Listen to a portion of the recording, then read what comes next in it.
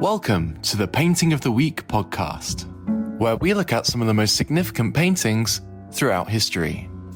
Introducing your hosts, Phil Grabsky and Laura Bentham.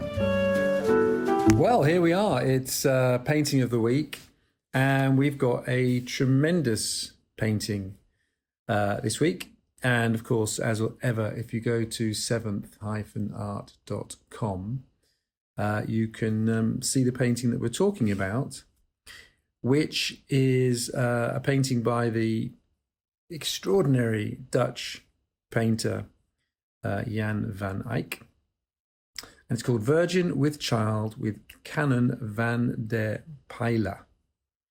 I hope I pronounced that correctly. It could be Pijler, but P-A-E-L-E. This was painted between 1434 and 1436 and is in Belgium, in Bruges, the beautiful city of Bruges, should you wish to see it for yourselves. But as I say, if you go to the website, our website, you can have a look. It is really something, isn't it, Laura? It is. And has this been requested by somebody? It was requested. We a few weeks ago we asked people to make some suggestions, and this was a suggestion that we had some from all over the world. We've had some brilliant suggestions, and this was one of those. So thank you, whoever it was. I really, really want to thank them because I got sent an email saying this is what we're going to do, Laura, and I was like, okay, brilliant, cup of tea, got the painting up. And my heart sank. I was just like, oh no, I have, this is not for me. I have no knowledge of it and it's not for me. I'm not going to enjoy this one at all. And then I started looking into it. And now I've got a feeling that Jan van Eyck could be up there as one of my top painters because I love it so much. So did you ever think I'd say that, Phil?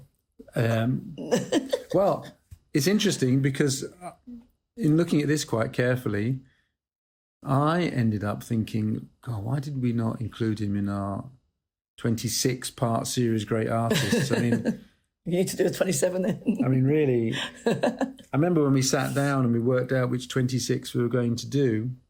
But I mean, Jan van Eyck or Eyck. I mean, I know, but incidentally, he always signed his names Johannes de Eyck. I don't really know how to pronounce it. I should have checked. E-Y-C-K. That was a small town that he was born in. Oh, right.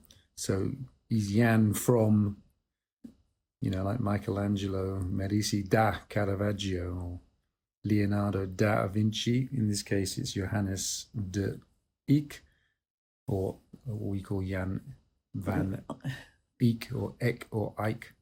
Either way, what an artist. Now, there are some paintings by him that some of you may already have heard of. The Arnold Feeny portrait, very famous. The Ghent altarpiece. And then, you might not know this by name, but you'll certainly know it by sight, but Portrait of a Man, which is a self-portrait. And he's painting at the end of the 14th and into the beginning of the 15th centuries. And I think it's fair to say that he is often considered to be or called the father of oil painting. So let's not forget that oil painting is really a very new medium at this point. And it wasn't long before the quality of these works started trickling down into Italy, for example, to name but one country, where they absolutely transformed the art of, for example, somebody like Leonardo, who, as an early adult, was painting, as was typical at that time, fresco. So fresco, where you paint onto the drying plaster of a wall. That's one thing, but using oils where the pigment is held in an oil of some sort and then dries much more slowly onto canvas or other materials, to be honest. Completely different, but I mean, the it still amazes me. If you look at this painting, for example, I'm sure it's had some conservation work on it, but nevertheless, it is, 600 years old? And the colours look like they were painted yesterday. It's quite remarkable.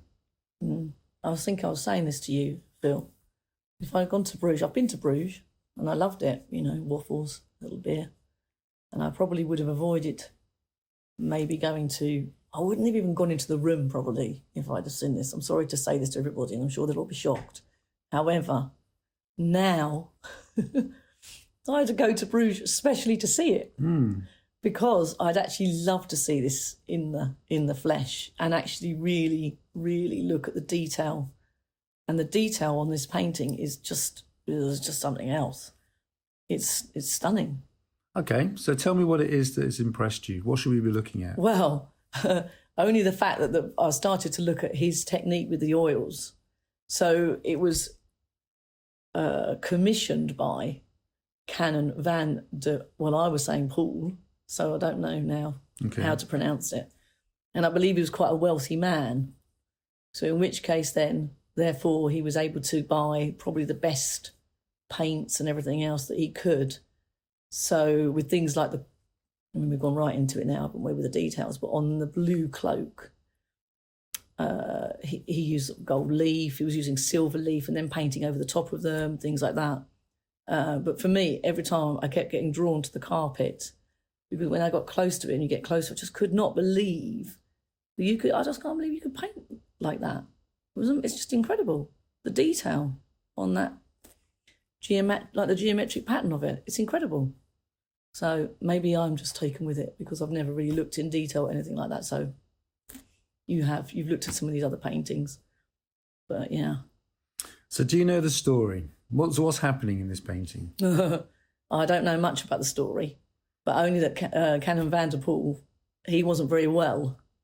Therefore, he commissioned Jan van Eyck to do the painting because he was sort of thinking, I think he wanted to leave something, realising that he might not be around for much longer, and therefore commissioned him to do the painting.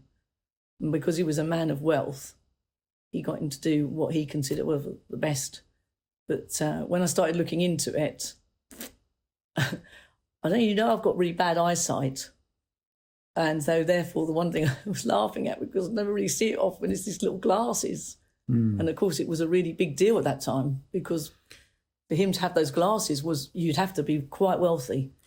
We'll talk about the glasses in a second.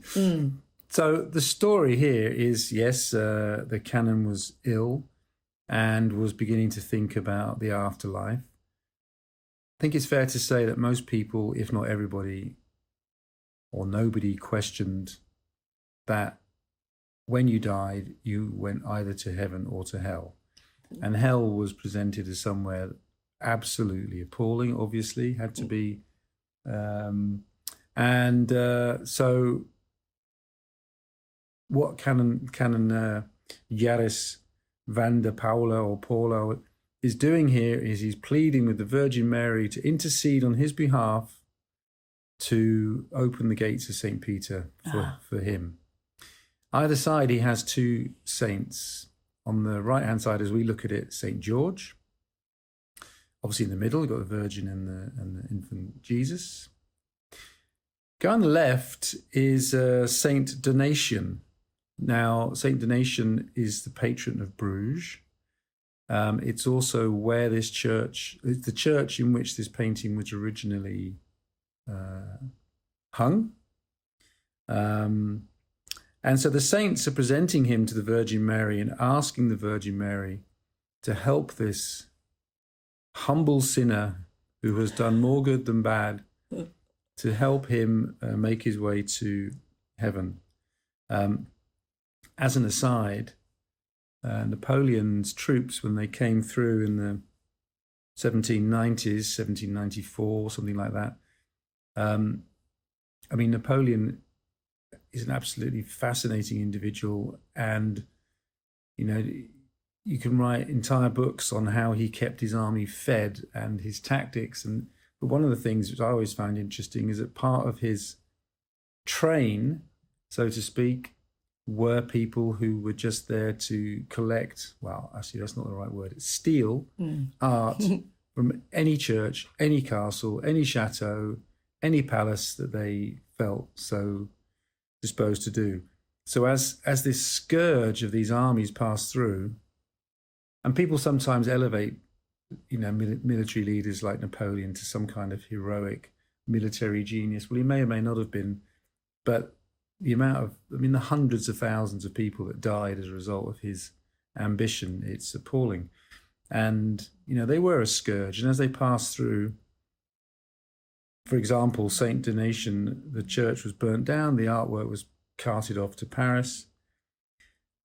Fortunately, I would say, Napoleon is finally defeated, 1815, Battle of Waterloo, and all the artwork is returned. Well, a lot of the artwork is returned. So this then gets sent back to Bruges, which is nice. Okay. So it's had the museum. So it's had quite a history. It's now in the Groningen Museum in Bruges.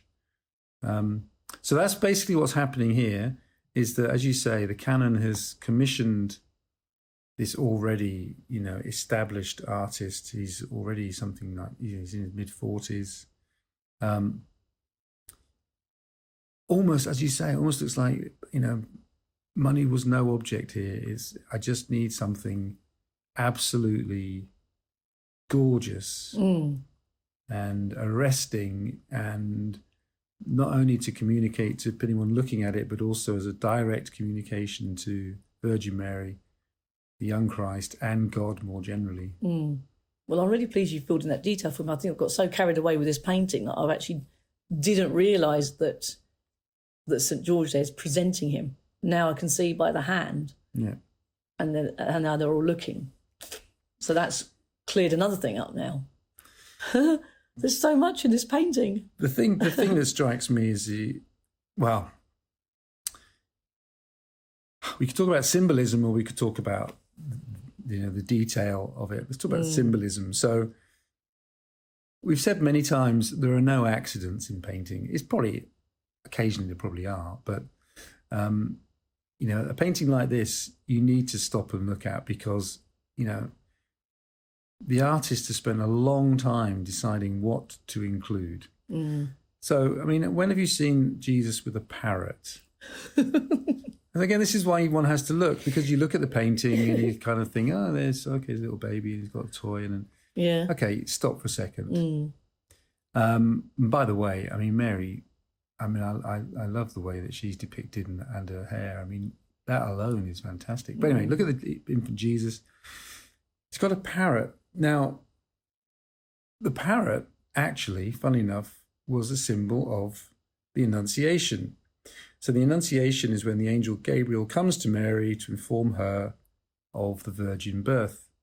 And you kind of think, well, why is a parrot the symbol of the Annunciation? Well, so they say, a parrot, would be taught to, or would naturally say Ave, and which is also, like Ave Maria. Yeah. So there's some kind of connection there between the parrot either being taught to or naturally saying that word, and its use in kind of Christian texts. I don't know. But an audience might have understood that connection. Obviously, Van Eyck thinks to himself that they're going to get it. And we also have, for example, the flowers in the bouquet of flowers. So you've got single carnations, the red flowers, single carnations. So they were known as nail flowers. So obviously that has its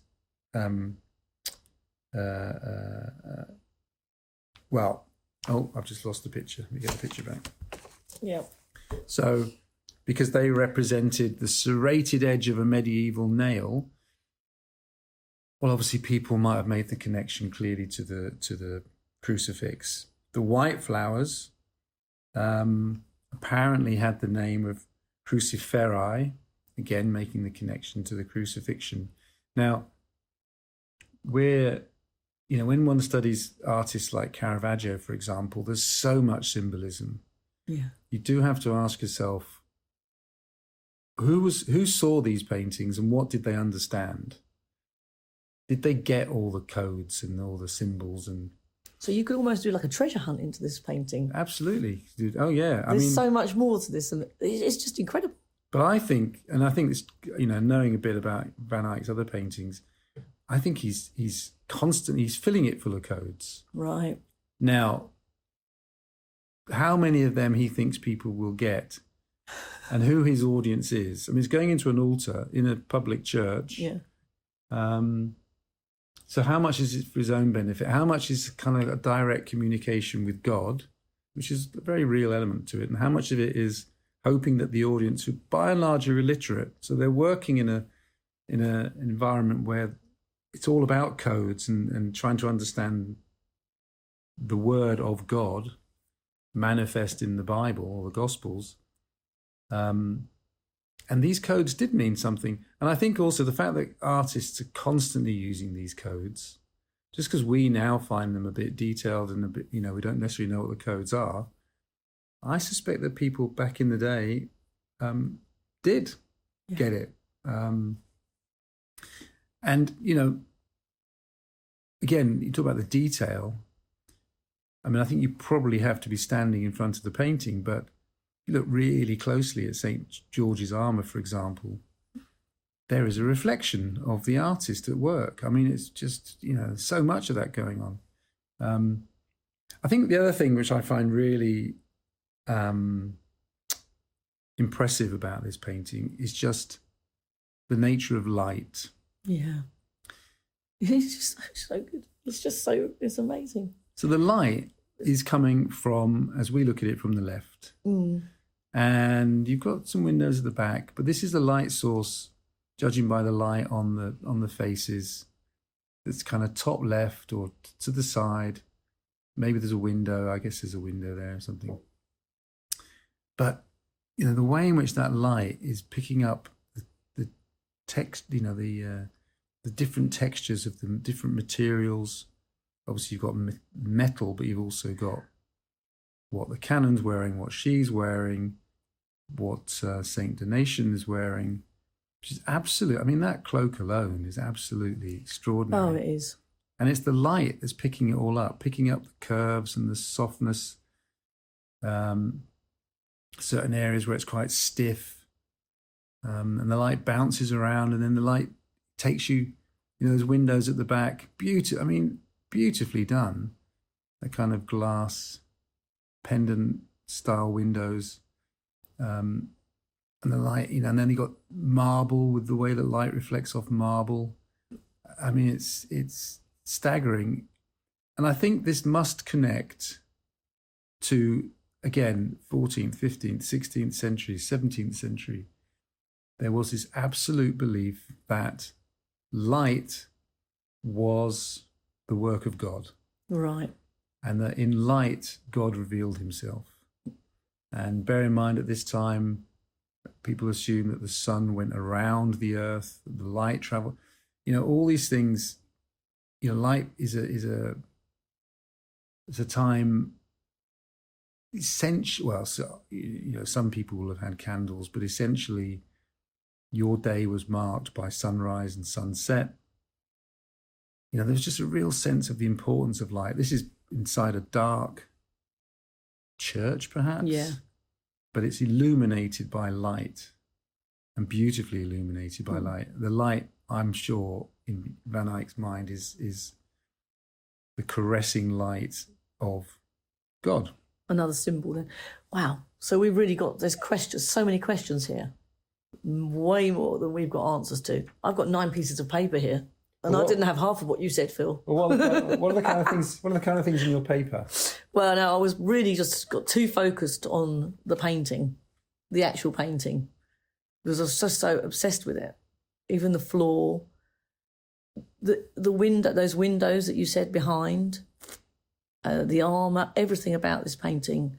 On the canon's arm, there's like a fur shawl thing and leather on his book. Okay, the glasses, which you're going to come back to, but which was so interesting to me, because you hardly see some glasses. So I don't know. I don't know. I was just completely taken with it. But yeah, things like the symbolism on it. There's just going to be a zillion questions now. It's also very active. So just take one example: the hands. Nobody's hands are at rest. No. Even Saint Donation is, I might say, actively holding his staff, the candle, his cross rather, the candles. Little baby Jesus is clasping onto his parrot. Mary's holding him and the flowers. George is obviously in the process of, looks like tipping his hat. It does look like that, yeah. And saying, I'd like to introduce you to the canon. And in the canon, looks to me like he's been reading and, his reading has been disturbed, which leads to an interesting possibility. And I don't know with what justification, I don't know how he would know whether this is the case or not. I think there's another possible reading of this painting, which is that he's in church reading and he has a vision. Yeah.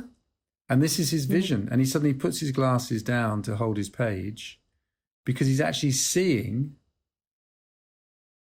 the Virgin Mary and the two saints that he perhaps is reading about, or something in that text has provoked him to think about. He's reading that. I think the book is the Book of Hours, which then I had to look up, which is like a Christian's prayer book full of prayers, different times of day that you would read. And actually it's really beautifully illustrated. How does somebody know it's the Book of Hours? Well, I don't know. Because to be honest, I don't know, Phil. it looks to me like it's impossible to know because the words are indistinct. Maybe.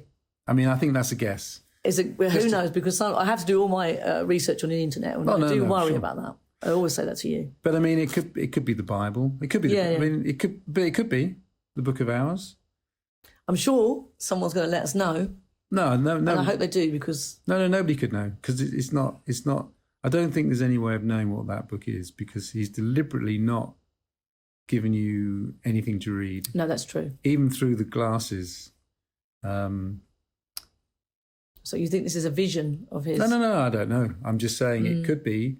Again, one's first impressions of narratives have to be slightly guarded, because we assume, maybe because we're so used to seeing things in photographs or in the cinema or whatever, that this is all happening at the same time. But who's to say it's not in his mind? Yeah. He's at prayer, and these three individuals are in his mind. Don't know. And you say they're judging him to whether he's being presented. I mean, they've got lovely, fond, kind looks on their faces, I'm assuming. Yeah, I mean, they think he's done okay. They look like he's on the way. He's going to be all right. Well, let's talk about the spectacles.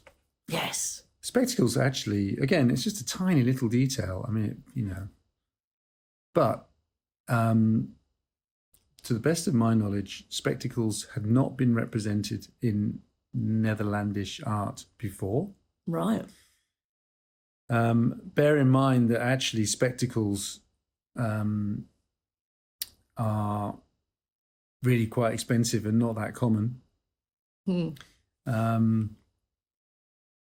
the one hand, what this is representing, and the whole painting does this, is Van Eyck's absolute fascination with light and how it reflects and refracts and distorts. Again, look at the windows in the background. Yeah. I mean, talk about giving yourself a challenge. And, it's not just glass, but he's actually giving you a sense of what's behind the glass. I mean, the colour, kind of brown background at the bottom, and it's the way the light is bouncing off the materials, off the carpet. I mean, you got the harshness of the marble, the metal, the softness of the clothes. He's picked every single difficult thing he could find to paint. And popped it all in. Yeah. And so it's all about refraction. So what you have with these glasses is that, you know, if you do look up close, you can see that they have distorted it's blurred text underneath, but it's been distorted by these glasses. And it was very, very unusual to see glasses in paintings. As I say, he's possibly the first. Now, glasses at this time, so this is where it gets kind of interesting, I think. Glasses at this time were, unless I'm wrong, used to magnify. I don't believe that glasses that allowed for long sight came on the scene until about the middle of the, well, not too long after this, but say 10, 20, 30 years later. So basically, what they had were reading glasses. So things like bifocals and all that kind of stuff, obviously not. So basically, they knew how to magnify. And that word's very important. We'll come back to that. And this would have been used by people who could read, which of course is absolutely the minority of the population. So monks. Now, if you ever saw the amazing film, it's an even better book, Name of the Rose, you know, one of the monks there has glasses, but it was, you know, it's pretty uncommon. Now, some monks and others didn't like to admit they wore spectacles because it was a symbol of frailty. Yeah. But again, maybe that's the point here. Maybe because this canon had been ill, part of the reason he did this was he was ill. As it happens, he lived to 1443, so he actually got to see the painting finished.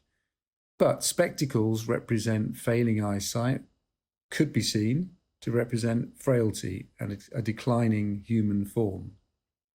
So they could have that symbolism about them.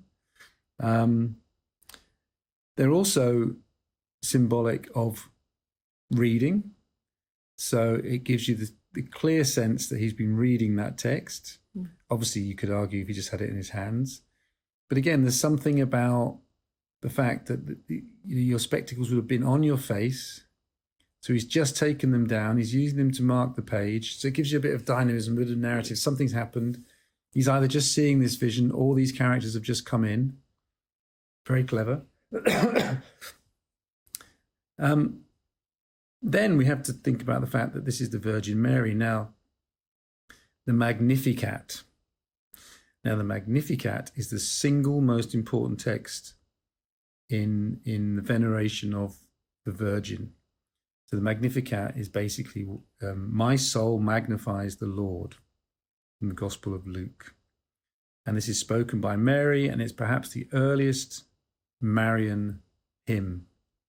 Now, again, I learned a lot of this when making the Caravaggio film, when in the mid 1500s, there was something called the Council of Trent, which goes on for years, but basically they're trying to decide what is the importance of Mary. Now, of course, if you go into a Catholic church today or a Protestant church, you can see there's a real difference. Protestant church doesn't tend to use Mary as a vehicle to access God in the same way as a Catholic church would. Mary is more important in the Catholic religion than the Protestant religion. You can imagine all these things are up for infinitesimal debate. But clearly at this point in Dutch art, as this painting illustrates, she's important. The Magnificat, which is a beautiful piece of music. And again, the Magnificat, you know, it's not a coincidence that it's the same word in a sense, magnify, Magnificat. Oh, I see. So again, the glasses are magnifying. Now Mary is expressing how Christ magnified her, how she in turn magnifies him. Right. So these glasses are magnifying the text, and the text is obviously a religious text. There's all these things bundled up. So when the canon approached Van Eyck, good question. do you think then he would have said, this is how I want the painting to look? I want Mary in the middle. with the saints, with the glasses, or do you think that Van Eyck would have had some input into that? Really good question. And the answer is, obviously, the slightly flippant answer is I've no idea. I think what happens, and we see this because sometimes you can see, a church commissions an artist like Raphael or like Leonardo to do an altarpiece or do a piece of work. And they will write down in enormous detail exactly what they want, the dimensions, because it's fitting a certain place. And they want it to be a St. Andrew, and they want the crucifix to be like this and this, that. And the great artists always take that and then amend it and change it. Now, sometimes they go too far. So you certainly see evidence with, even with Leonardo, but certainly see evidence with Caravaggio where his finished paintings, which would have taken a long time and hard work, are refused. Oh, okay. Because they're not what was commissioned. Oh, okay. To some extent, I guess it's a bit like being a filmmaker. I don't tend to chase television commissions anymore, but in the old days, you chase a commission. You would write up a document. Some broadcasters were more prescriptive than others, or more careful about this than others. But you'd write a document saying, this is what the film's about. But to some extent, you're reliant on you, the director, and the commissioning editor having the same view. Because sometimes you will deliver a film to commissioning editor and they'll say, that's not what I was expecting. Okay, yeah. And either you've convinced them that this is the way to do it, or you amend it, or in theory they don't show it. I think that the canon in this case would have known the style of Van Eyck, known his quality, but probably may not have asked for much more than a painting where he might have denoted the saints interceding on his behalf with the Virgin Mary. It might have been to do with that amount, that kind of broad detail, but I can't believe he would have talked about the materials in the background. Wouldn't have asked for all that lavish, the carpet, the floor. And there's probably it's just got everything. And there's probably stuff we're just not even. I mean, there's detailed in the armor. Yeah. Why, whether those geometric patterns mean anything, what the cloak means. There's probably so much stuff that we're not even alluding to here. I mean, look at the statues behind. Yeah. Again, they're probably representing fables that we are not immediately connecting with. And there's little tiny figures on the statues as well. Yeah. Underneath. Yeah. I didn't even notice those. I mean, it just goes on. It is. And it's so. I think it's, when you think again, it's a two-dimensional canvas that he has created into a space that, while the perspective might not be 100% accurate looking at it, but still, it is a deep three-dimensional space with real-life characters that you feel, certainly in the case of the canon, that you just feel that that's what he looked like. I reckon that canon must have been really chuffed when he saw it in the end. So he's got bad eyesight.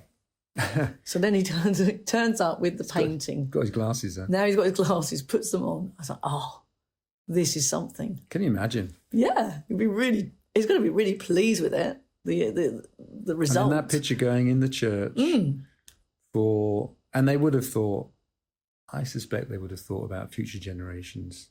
Yeah. I mean, the commissioning of this painting has immortalised that guy that we would never in a million years have heard of otherwise. No. And that's the thing again about great art, is that the great artist is one that continues to connect with you hundreds of years after they were alive and working.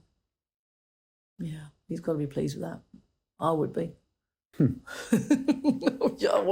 want Van Eyck to do a painting for me, please. I wonder. Well, the suggestion is 1434 to 1436. So the suggestion is, incidentally, this is on wood rather than on canvas, but the suggestion is took him a long time. Yeah. Not as long as some of the other paintings that we've looked at though before. He probably was doing something else. Considering how good it is, I think 2 years isn't that much actually. Yeah. I can feel a podcast day trip to Bruges coming on. Oh God, I can't wait. I mean, this would be one. I'm really now. I'm in. This is definitely one to. I mean, we always say with exhibition on screen, we are an addition to your love of art. We're not a replacement for going to galleries. I mean, sometimes galleries are full and they're noisy and you're overwhelmed by so many paintings and you don't know what you're looking at. And obviously films are great in that respect because we're focused and we explain and we're entertaining. But in the ideal world, you do both. Yeah. And as ever, I'll say it, at 7th-art.com, plenty of films. I mean, dozens of art films to download, buy, stream. Sometimes you go to a gallery and they're hot and you go and see a few paintings and then you do. I mean, the truth is you do get, sometimes you go, oh, okay, I'm done now. I need a drink of water. So nice thing is you can press pause, Phil, go and get a cup of tea, come back. And actually, really, I mean, the stories on these, I've just learnt so much. I really have. Even learning today, I've got 9 sheets here and you still telling me all sorts of other things I didn't even know. Was there anything in your sheets? No, I think I'm exhausted now. Okay. No, go on. No, I haven't. I can't think of anything else. Only the fact that, yes, I'm definitely up to go and see this painting. Yeah, stunning. And I'm sorry to anybody who might be a little bit upset that it wasn't really something I would have thought I would have looked at, but I'm so grateful that your audience have come forward with some of these amazing pictures and paintings that I now, at a dinner party, are becoming a little bit boring, I think. Maybe I could, it's taken me to a different level. I mean, definitely keep them coming with any more ideas because it's... we might well not have chosen this one if somebody hadn't suggested it, so I'm delighted that they did. Yeah. Okay, see you next week. Thank you for listening to the Painting of the Week podcast. For more information, please visit our website at 7th-art.com or contact us by emailing info@7th-art.com. See you next time.